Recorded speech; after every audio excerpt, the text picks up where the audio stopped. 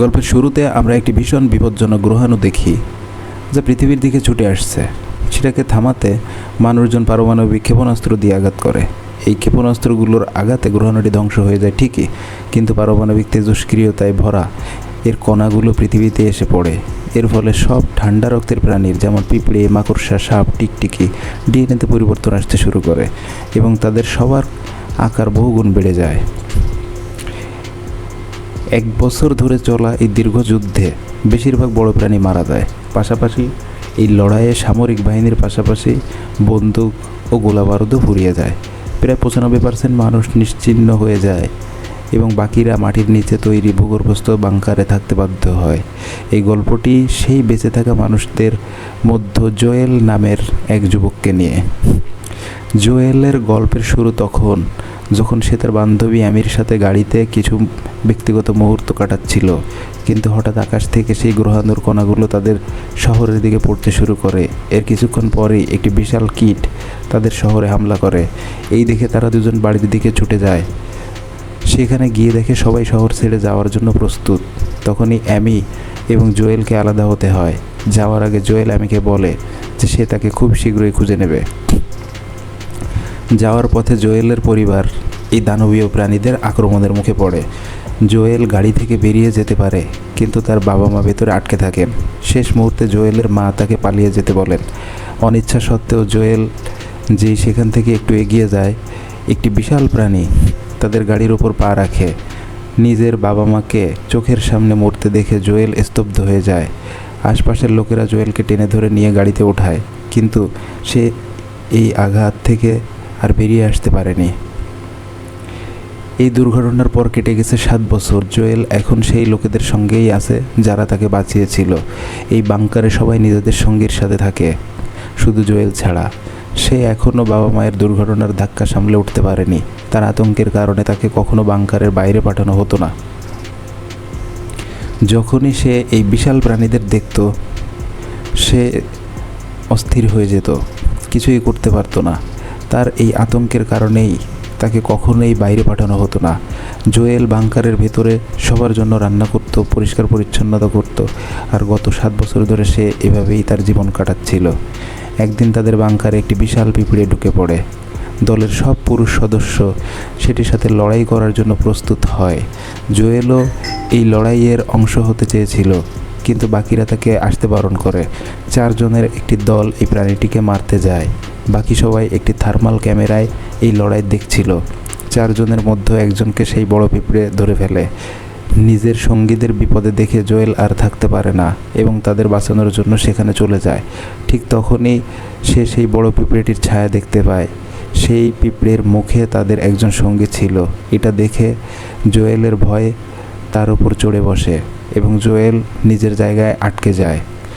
যখন এই বিশাল পিঁপড়েটি তার দিকে এগিয়ে আসে, জোয়েল চোখ বন্ধ করে ফেলে। যখন সে চোখ খোলে, দেখে পিঁপড়েটির মাথা জোয়েলের পায়ের কাছে পড়ে আছে। দলের 2 জন লোক পিঁপড়েটির মাথা কেটে দিয়েছে। এই ঘটনা থেকে মনকে সরিয়ে নিতে এবং মনোযোগ ঘোরাতে জোয়েল রেডিওতে কারোর সাথে কথা বলার চেষ্টা করে। এই মেয়েটি আর অন্য কেউ নয়, সে হলো অ্যামি।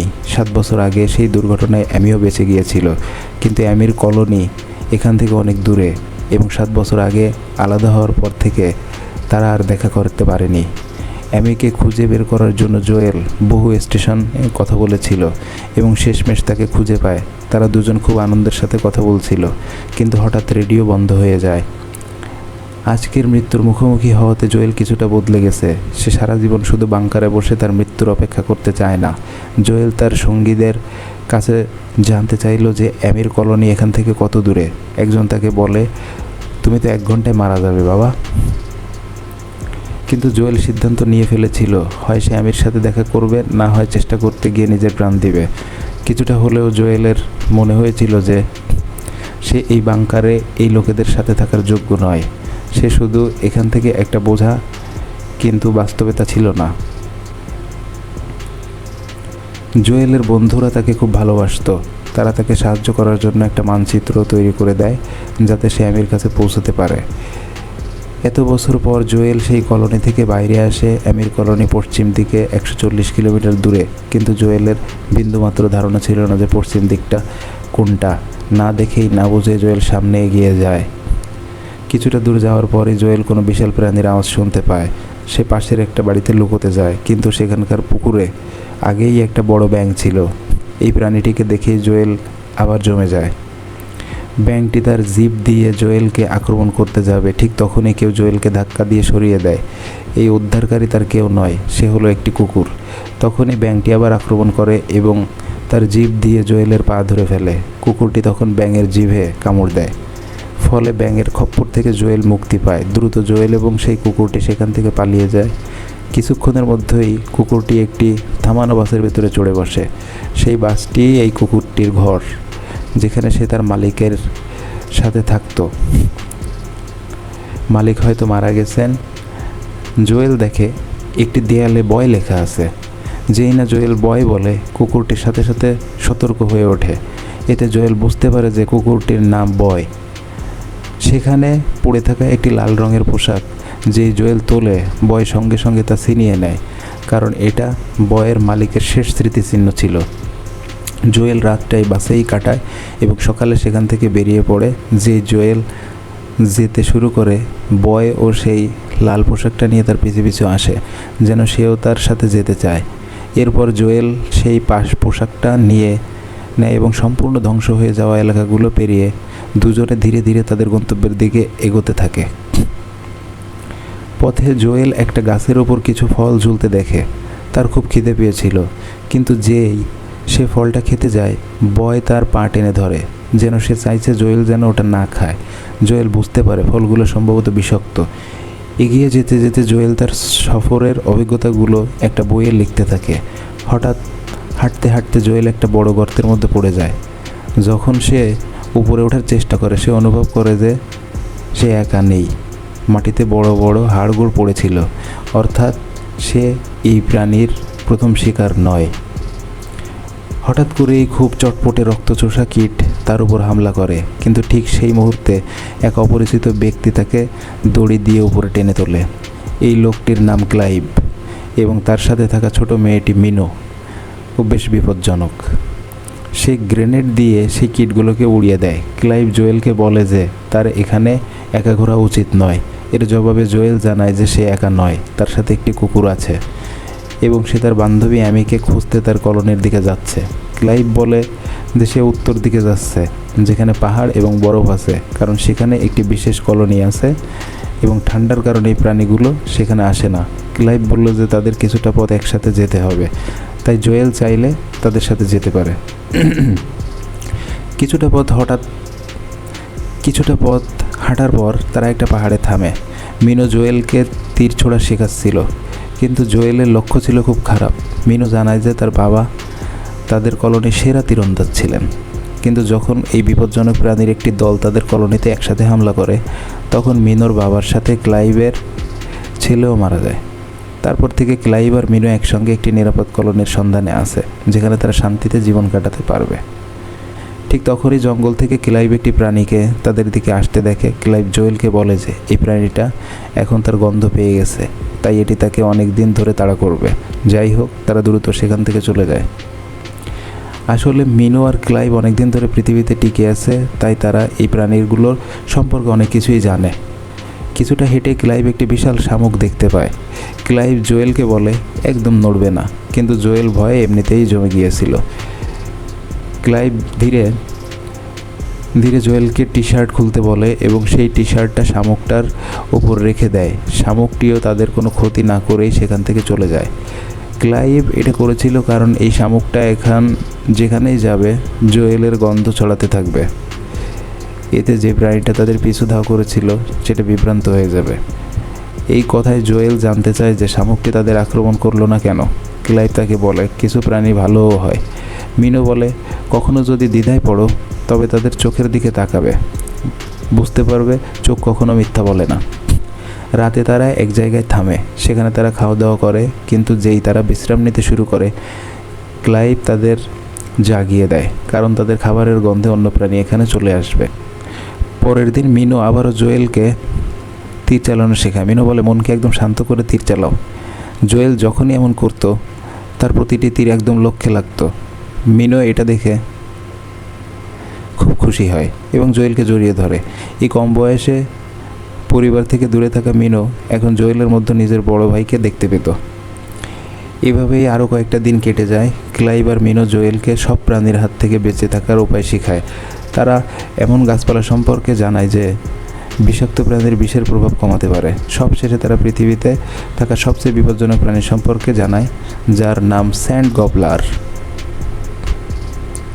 এই স্যান্ড গবলাররা মাটির নিচ দিয়ে চলতে চলতে খুব সূক্ষ্মভাবে যে কোনো আওয়াজের পিছু ধাওয়া করে। কিন্তু এদের মধ্যে সবচেয়ে বিপজ্জনক হলো এদের রানী, যে আকার এদের চেয়ে বহুগুণ বড় হয় এবং তার একটি ডানা মাটির উপরে দেখা যায়। যদি রানীর কানে তোমার সামান্য আওয়াজও যায় তবে খেলা শেষ। আজ পর্যন্ত কোনো স্যান্ড গবলার রানীর মুখোমুখি হয়ে বেঁচে ফেরেনি। মিনো প্রতিদিন জোয়েলকে তীরের অনুশীলন করাতে থাকে এবং জোয়েল দিনে দিনে আরও দক্ষ হতে থাকে। 5 দিন পর অবশেষে সেই জায়গাটা আসে যেখানে তাদের পথ আলাদা হয়ে যাওয়ার কথা ছিল। ক্লাইভ জোয়েলকে বলে, তুমি আমাদের সঙ্গেই চলো। তোমার একা বেঁচে থাকাটা একটু কঠিন হবে, একসঙ্গে থাকলে বেঁচে থাকার সম্ভাবনা বেশি। কিন্তু জোয়েল শুধু অ্যামির সাথে দেখা করার নেশায় মত্ত ছিল, আর সেই সিদ্ধান্তে মিনো খুব দুঃখী হয়। জোয়েল তাকে বোঝায় যে অ্যামি তার কাছে অনেক মূল্যবান। মিনো শেষবারের মতো জোয়েলকে জড়িয়ে ধরে। ক্লাইভ যাওয়ার সময় জোয়েলকে একটা গ্রেনেড দেয় এবং বলে যে খুব প্রয়োজন হলেই এটি ব্যবহার করবে।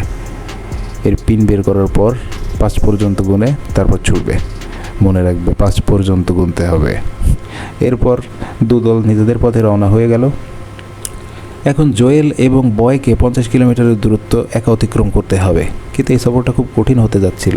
কিছুটা দূর যাওয়ার পর তারা এক জায়গায় পৌঁছায় যেখানে বয় অদ্ভুত আচরণ করতে শুরু করে এবং আর সামনে যেতে চায় না। ভয়ে সে একটা প্যাডেল বোটের নিচে লুকিয়ে পড়ে। জোয়েল বয়কে বাইরে আসতে বলছিল, ঠিক তখনই জোয়েলের পায়ের নিচ থেকে অনেকগুলো পা বেরিয়ে আসে। এটি ছিল একটি বিশাল সেন্টিপিড। জোয়েল ভয়ে ভয়ে তার তীর বের করে, কিন্তু প্রাণীটি জোয়েলের খুব কাছে চলে আসে। সে তার লেজ দিয়ে জোয়েলকে ধরতে যাচ্ছিল, ঠিক তখনই বয়ের ঘেউ ঘেউ শুনে প্রাণীটি ভয়ে পেয়ে যায় এবং লেজ দিয়ে জোয়েলকে আঘাত করে অনেক দূরে ছুঁড়ে মারে। এবার এই প্রাণীটি বয়কে মারার জন্য বোটটিকে চারদিক থেকে ঘিরে ফেলে উল্টে দেয়।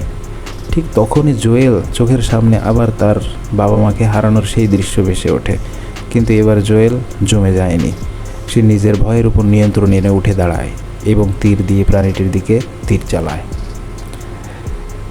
তীরটি প্রাণীটির গলার গিয়ে লাগে। এতে সে রাগে উন্মত্ত হয়ে ওঠে। এবার বয়কে ছেড়ে দিয়ে সে দ্রুত সোজা জোয়েলের দিকে আসে, কিন্তু ঠিক সময়ে জোয়েল তীর চালায় যা সরাসরি প্রাণীটির মাথায় গিয়ে লাগে। জোয়েলের এই আক্রমণে সে এক আঘাতেই ধরাশয়ী হয়। জোয়েল ভয়ে কাঁপছিল। সে বিশ্বাস করতে পারছিল না যে সত্যি এত বড় একটা প্রাণীকে মেরে ফেলেছে। ঠিক তখনই জোয়েল বয়কে দেখতে পায় এবং বয় দৌড়ে জোয়েলের কাছে আসে। জোয়েল হয়তো তার বাবা মাকে বাঁচাতে পারেনি, কিন্তু আজ সে তার ভয়ের উপর নিয়ন্ত্রণ করে বয়ের প্রাণ বাঁচালো। পরের দিন সকালে তারা দুজন একটা বড় গর্তের কাছে পৌঁছায় এবং বয় আবার অদ্ভুত আচরণ করতে শুরু করে, দৌড়াতে থাকে। জোয়েল বুঝতে পারে যে কাছেই কোনো বিপদ আছে। ঠিক তখনই জোয়েল মাটির নিচ থেকে একটি প্রাণীকে তার দিকে আসতে দেখে, যার একটি ডানা বাইরে দেখা যাচ্ছিল, অর্থাৎ এটি তো স্যান্ড গবলারদের রানী। জোয়েল বাঁচার জন্য একটি ছোট খেলনা ছুঁড়ে দেয় যাতে রানী তার আওয়াজ শুনে সেদিকে যায়। জোয়েল যেদিকে খেলনাটিকে ছুঁড়েছিল স্যান্ড গবলার কুইন সেখানেই মাটি ভেদ করে বাইরে বেরিয়ে আসছে। জোয়েল এক মুহূর্তও নষ্ট না করে সেখান থেকে দৌড়ায় এবং রানীও তার পিছু ধাওয়া করে। দৌড়াতে দৌড়াতে জোয়েল হঠাৎ নিচে পড়ে যায় এবং তার ব্যাগটা ছিটকে যায়। জোয়েল বয়ের পিছু পিছু একটা গাছের গুঁড়ির নিচে লুকিয়ে পড়ে। জোয়েল বয়ের মুখ চেপে ধরে যাতে কোনো আওয়াজ না হয়। যখন কোনো আওয়াজ হলো না তখন রানী সেখান থেকে চলে যেতে শুরু করে। কিন্তু ঠিক তখনই জোয়েলের ব্যাগ থেকে বয়ের মালিকের লাল পোশাকটা নদীতে পড়ে যায়। এটা দেখেই বয় নিজের জীবনের পরোয়া না করে সেই পোশাকটা বাঁচানোর জন্য দৌড়ায়। জোয়েল তাকে থামানোর চেষ্টা করে, কিন্তু বয় থামে না। এখন কুইন আবার তাদের দিকে আসতে শুরু করে। বয়কে বাঁচানোর জন্য জোয়েল তার ব্যাগের দিকে দৌড়ায় এবং সেই গ্রেনেডটা বের করে। পিন বের করে জোয়েল সেই 5 পর্যন্ত গুনতে শুরু করে। গ্রেনেডটা তার হাতে থাকে, পিছলে যায়। জোয়েল যেই গ্রেনেডটা তুলতে যায় কুইন সেখানে এসে যায় এবং জোয়েলকে আক্রমণ করে, কিন্তু জোয়েল তাড়াতাড়ি করে সেই গ্রেনেডটা কুইনের মুখের ভেতর ছুড়ে দেয় এবং নিজের নদীতে ঝাঁপ দেয়। তার এই আক্রমণে কুইনের মৃত্যু হয়ে যায়। জোয়েল খুশিতে পাগল হয়ে যায়, কিন্তু বয়ের ওপর তার খুব রাগ হয়। যেই জোয়েল জল থেকে বাইরে বের হয় সে দেখে জোকের মতো কিছু প্রাণী তার পুরো শরীরে লেগে আছে। ভয় পেয়ে জোয়েল একটা একটা করে সেই জোকগুলো শরীর থেকে ছাড়াতে শুরু করে। পাশাপাশি সে এই পুরো ঘটনার জন্য বয়কেই দায়ী করে। জোয়েল বয়কে বকাবকি করছিল যে এই ঘেঁষা পোশাকটার জন্য তাদের দুজনের প্রাণ যেতে বসেছিল। এই কথায় বয় রেগে যায় এবং জোয়েলকে একা ফেলে চলে যায়। কিছুক্ষণের মধ্যেই জোকের বিষের কারণে জোয়েল টলতে শুরু করে। বিষের প্রভাবে সে বিভ্রম দেখতে শুরু করে, জিনিসপত্র দেখতে পায়। এই আচ্ছন্ন অবস্থায় সে কিছুটা দূরে গিয়ে অজ্ঞান হয়ে যায়। তখনই তার সেই গাছটা চোখে পড়ে যা বিষের প্রভাব কমাতে পারে। জোয়েল দ্রুত সেই গাছটা খেয়ে নেয় এবং নেশার ঘরে সামনে এগোতে থাকে, কিন্তু তার ভেতরে বেশি হাঁটার শক্তি ছিল না, তাই জোয়েল এক জায়গায় বসে পড়ে। এরপর হঠাৎ জোয়েল সেখানে অ্যামিকে দেখতে পায়। 7 বছর পর অ্যামিকে আবার দেখে জোয়েল তাকে দেখেই চুমু খায় এবং তারপর আবার অজ্ঞান হয়ে যায়। জ্ঞান ফেরার পর সে দেখে যে জোয়েল এখন অ্যামির কলোনিতে আছে। অ্যামিকে সত্যিই নিজের সামনে দেখে জোয়েল খুব খুশি হয় এবং আশ্চর্য হয়। অ্যামিও তার কলোনির সব লোককে জোয়েলের একটা নিরাপদ জায়গা নিয়ে যেতে চায়। জোয়েলের কাছে এই কথাগুলো কিছুটা অদ্ভুত লাগে, কিন্তু তখনই অ্যামি কোনো কাজে সেখান থেকে চলে যায়। জোয়েল যখন তার ঘর থেকে বাইরে আসে তখন কলোনির সৌন্দর্য দেখে অবাক হয়ে যায়। বাইরে এসে সে একটি সমুদ্র সৈকত দেখতে পায়। অ্যামির কলোনি ভূগর্ভস্থ হলেও পেছনে সমুদ্র থাকায় তারা নিরাপদ, কারণ এই প্রাণীগুলো জল পছন্দ করে না। জোয়েলকে বাইরে দেখে অ্যামি তার সাথে কথা বলতে আসে। ঠিক তখনই ক্যাপ্টেন এবং তার কিছু সঙ্গীও সেখানে আসে। অ্যামি ক্যাপ্টেনকে জোয়েলের পরিচয় করিয়ে দেয় এবং বলে যে সে 7 দিনের সফর করে এখানে পৌঁছেছে। ক্যাপ্টেন এতে বেশ মুগ্ধ হয় এবং জানায় যে সে আগে আর্মিতে ছিল এবং এখন বেঁচে থাকা মানুষদের তারা জাহাজ করে একটি বেসে নিয়ে যায়, যেখানে তারা এই বিপজ্জনক প্রাণীদের থেকে দূরে আরামে জীবন কাটাতে পারবে। জোয়েল আর অ্যামি যখন একা কথা বলার সুযোগ পায় তখন জোয়েল অ্যামিকে জিজ্ঞাসা করে, আমি এত দূরে শুধু তোমার সাথে দেখা করতে এসেছি, কিন্তু তুমি আমাকে দেখে ততটা খুশি কেন নও? অ্যামি জানায় যে এই বছরগুলোতে অনেক কিছু বদলে গেছে। সে তার বাবা মাকে হারিয়েছে এবং গত বছর সেই লোকটাকেও হারিয়েছে যাকে সে খুব ভালোবাসতো। এটা শুনে জোয়েলের দুনিয়াটাই যেন কেঁপে ওঠে। এখন জোয়েলের মনে হলো যে এখানে আসার আগে তার অ্যামিকে জিজ্ঞাসা করা উচিত ছিল, তুমি কি আমার সাথে দেখা করতে চাও? কিন্তু অ্যামি বলল এটা তার ভুল। রেডিওতে তার আগেই জোয়েলকে সব কিছু বলে দেওয়া উচিত ছিল। তবে অ্যামি বলল, আমি তবুও খুশি যে তুমি এখানে এসেছো। এখন আমরা ক্যাপ্টেনের সাথে গিয়ে চিরতরে এই প্রাণীদের থেকে মুক্তি পাবো, আর আমরা বন্ধুত্ব থাকতেই পারি। জোয়েল এই মুহূর্তে কিছু ভাবার বা বোঝার অবস্থায় ছিল না। কিছুক্ষণ পর জোয়েল রেডিওতে তার কলোনির সাথে কথা বলার চেষ্টা করে, কিন্তু কথা হয় না। তখনই সেই বয়স্ক লোকটি জোয়েলের কাছে আসে এবং তাকে কিছু ফল ও বিয়ার দেয়। এটি একটি নতুন জীবনের শুরুর জন্য ক্যাপ্টেনের পক্ষ থেকে পুরো কলোনির জন্য উপহার। এবার জোয়েল তার বন্ধুরা তাকে যে মানচিত্রটা দিয়েছিল সেটা দেখলো। এই মানচিত্রের পিছনে তারা তার জন্য কিছু বার্তা লিখেছিল। সেগুলো পড়ে জোয়েল আবেগপ্রবণ হয়ে পড়ে এবং বুঝতে পারে যে তার কলোনির লোকেরা তাকে কতটা ভালোবাসে। আর যে মেয়েটির সাথে সে 7 বছর ধরে দেখা করেনি তাকে খুঁজতে গিয়ে সে তাদের ছেড়ে এসেছে। ঠিক তখনই রেডিওতে জোয়েলের কলোনির একটা বার্তা আসে। জোয়েলের আওয়াজ শুনে তারা সবাই খুব খুশি হয় এবং সে এত দূরে পৌঁছে গেছে জেনে তারা আরও খুশি হয়। জোয়েল তাদের সাথে ঘটে যাওয়া সব ঘটনা জানায়। তারা সবাই অবাক হয় যে জোয়েল কীভাবে একা এইসব করতে পারলো। জোয়েল তাদের জিজ্ঞাসা করে যে তারা সবাই কেমন আছে। তখন তারা জানায় যে জোয়েল চলে যাওয়ার পর সেখানে কয়েকবার আক্রমণ হয়েছে এবং সেই কলোনি এখন নিরাপদ নয়। ঠিক তখনই হঠাৎ যোগাযোগ বিচ্ছিন্ন হয়ে যায়। এখন জোয়েল সিদ্ধান্ত নেয় যে সে তার বন্ধুদের জন্য ফিরে যাবে এবং তাদের না নিয়ে ক্যাপ্টেনের সাথে এগিয়ে যাবে না। ঠিক তখনই জোয়েলের নজর সেই ফলগুলোর উপর পড়ে যা তাকে দেওয়া হয়েছিল। সেগুলো দেখে জোয়েলের কিছু একটা মনে পড়তে শুরু করে। জোয়েল তার বই খুলে দেখে এই ফলগুলো তো সেই ফল যা বয় তাকে খেতে বারণ করেছিল। এই দেখেই জোয়েল অ্যামির দিকে দৌড়ায়, কিন্তু বাইরে সবাই এই ফলগুলোর নেশায় দুলছিল। জোয়েল অ্যামিকে বোঝানোর চেষ্টা করে, কিন্তু একে একে সবাই অজ্ঞান হতে শুরু করে। তখনই ডায়না পিছন থেকে জোয়েলকে আক্রমণ করে। জোয়েলের জ্ঞান ফিরলে সে দেখে যে কলোনির সব লোকেরা বেঁধে রাখা হয়েছে। আসলে এই ক্যাপ্টেনের কাজ এটাই, সে আলাদা আলাদা কলোনিতে গিয়ে সেখানকার লোকদের খাবার দাবার চুরি করে, ক্যাপ্টেন বলে যে জাহাজ চালানোর জন্য জ্বালানি কোথা থেকে আনবে, তাই তারা একটা বিশাল কাঁকড়া ধরে রেখেছে যেটা তাদের জাহাজ টেনে নিয়ে যায়। আর বিনিময়ে তারা যে কলোনিগুলোতে লুট করে সেখানকার লোকদের সেই কাঁকড়ার খাবার বানিয়ে দেয়। ক্যাপ্টেন যে রিমোটের বোতাম টিপে সমুদ্র থেকে একটি কালো ছায়া তাদের দিকে এগিয়ে আসতে শুরু করে, সবাই সেখান থেকে পালানোর চেষ্টা করতে শুরু করে। ঠিক তখনই অ্যামি তার পুরো শক্তি দিয়ে নিজের বাঁধন খোলার চেষ্টা করে এবং সে সফল হয়। এর সাথে সে জোয়েলকেও মুক্ত করে দেয়। অ্যামি বলল, আমি এই 3 জনের সাথে লড়িয়েছি, তুমি এই কাঁকড়ার ব্যাপারটা সামলাও। অ্যামি গেটের একটা টুকরো নিয়ে তাদের মধ্যে একজনের দিকে গুলির হাত থেকে বাঁচতে বাঁচতে ছুটে যায় এবং তাকে আক্রমণ করে।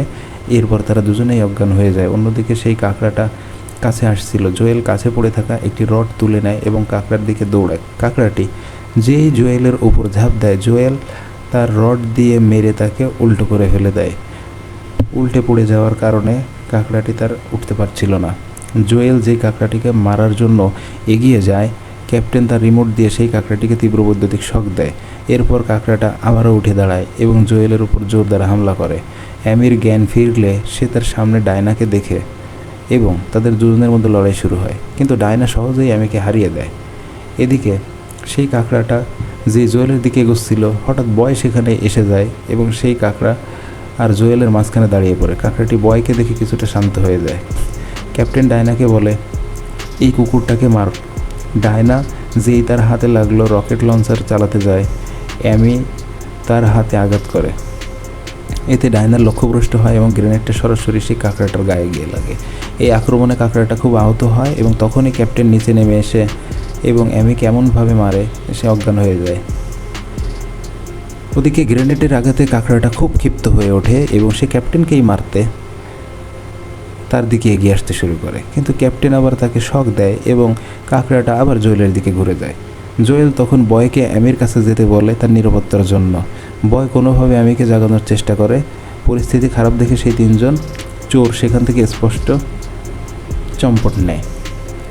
আর এই প্রাণীটা এখন জোয়েলের ওপর একের পর এক হামলা করছিল। ঠিক তখনই অ্যামির জ্ঞান ফেরে এবং সে তার সামনে পড়ে থাকা গ্রেনেড গানটা তুলে নেয়। এই প্রাণীটা জোয়েলের পা দিয়ে ধরে ফেলেছিল। জোয়েল অ্যামির কাছে সেই বন্দুকটা চায়, দ্রুত অ্যামি তাকে বন্দুকটা দেয় এবং জোয়েল ট্রিগার চাপতে যাচ্ছিল, কিন্তু তখন সে কাঁকড়াটার চোখের দিকে তাকায়। জোয়েলের হঠাৎ মিনোর কথাটা মনে পড়ে, যে কোনো প্রাণীর চোখের দিকে তাকালে বোঝা যায় যে সে খারাপ নাকি। এই প্রাণীটা চোখের জোয়েল শুধু যন্ত্রণা দেখতে পায়, যা সেই চেইন থেকে হচ্ছিল, যার সাহায্য তাকে বারবার শক দেওয়া হচ্ছিল। জোয়েল চেইনটার দিকে লক্ষ্য করে এবং কাঁকড়াটাকে মুক্তি দেয়। এরপর কাঁকড়াটা জোয়েলের উপর আর হামলা করে না। জোয়েল যেই নিচে পড়ে যায়, অ্যামি তার কাছে আসে। তখনই সেই কাঁকড়াটাও জোয়েলের কাছে আসতে শুরু করে, কিন্তু কাছে এসে এমনভাবে থেমে যায় যেন সে জোয়েলকে তার স্বাধীনতার জন্য ধন্যবাদ জানাতে চায়। এরপর সে ক্যাপ্টেনের জাহাজের দিকে এগিয়ে যেতে শুরু করে। ক্যাপ্টেন এই সময় জাহাজে পৌঁছে গিয়েছিল। সে তার রিমোট দিয়ে কাঁকড়াটাকে শক দেওয়ার চেষ্টা করে, কিন্তু কিছুই হয় না। এবার সে বুঝতে পারে যে তার সময় শেষ হতে চলেছে। এরপর সেই কাঁকড়াটা একে একে সেই 3 জনকে জ্যান্ত গিলে ফেলে এবং সেই সাথে তাদের জাহাজটাও ধ্বংস করে দেয়। এইসব হয়ে যাওয়ার পর জোয়েল এবং তার কলোনিতে ফিরে যাওয়ার জন্য প্রস্তুত হয়, কিন্তু জোয়েলকে সাহসিকতার সাথে অ্যামি এবং তার পুরো কলোনির প্রাণ বাঁচিয়েছিল। তা দেখার পর অ্যামি আবার জোয়েলকে পছন্দ করতে শুরু করে। সে জোয়েলকে থেকে যাওয়ার জন্য অনুরোধ করে, কিন্তু জোয়েল বলে, আমার বন্ধুদের আমাকে দরকার, তাই আমাকে যেতেই হবে। জোয়েল অ্যামিকে এই প্রাণীদের সাথে লড়াই করার জন্য তার লেখা বইটি দেয়, যার ভেতরে সে তাদের দুর্বলতাগুলোও লিখে রাখে। জোয়েল অ্যামিকে ধন্যবাদ জানায়, কারণ তারই কারণে জোয়েল এত দূরে এসেছে এবং এই সফরটা তার জীবন বদলে দিয়েছে। যাওয়ার সময় জোয়েল সাহস করে অ্যামিকে চুমু খায়। এর জবাবে অ্যামি বলে, তুমি তো আমার জন্য 140 কিলোমিটার সফর করে এলে, এবার আমি তোমাকে খুঁজতে আসব। আপনাদের বিচারে অ্যামির কি দ্বিতীয় সুযোগ পাওয়া উচিত? কমেন্ট করে অবশ্যই জানাবেন। দেখা হবে পরের ভিডিওতে। ততক্ষণ পর্যন্ত সবাই ভালো থাকবেন।